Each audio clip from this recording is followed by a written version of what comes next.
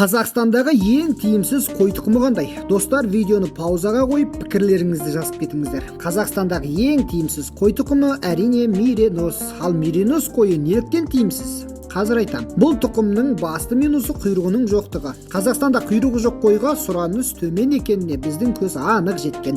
Достар, бірақ Меринос қойының жүні өте жақсы, сапалы, бірақ өкінішке орай қазір жүнге деген сұраныс төмен. Бұрын жүн стратегиялық өнім болатын, шетелге экспортқа көп шығатын, қазір синтетикалық материалдар арзандап, жүнге деген сұраныс күрт азайды.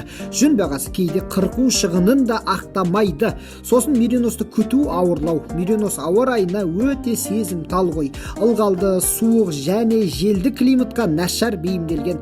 Қазақстанның көп өңірлерінде қысқатты, жаз құрғақ, бұл тұқымға жайлы емес. Меринос ет бағытында да тиімсіз, салмағы семірту қиын. Нарықта Гисар, Еділбай, Романов сияқты тұқымдар әлде қайда сұранысқа ие. Достар, Меринос бір кездері алтын қой саналған, ал қазір жоғарғы күтім талап ететін, бірақ нарықта өзін ақтамайтын тұқым. Жүннен гөрі ет тиімді болған заманда Меринос орнына төзімді етті тұқымдар алға шықты. Сіз бұл тұрғыда не ойлайсыз? Пікір қалдыруды ұмытпаңыз және мына видеоны қой ұстайтын шопан таныстарыңызға жіберіңіздер. Олардың пікірі біз үшін өте маңызды.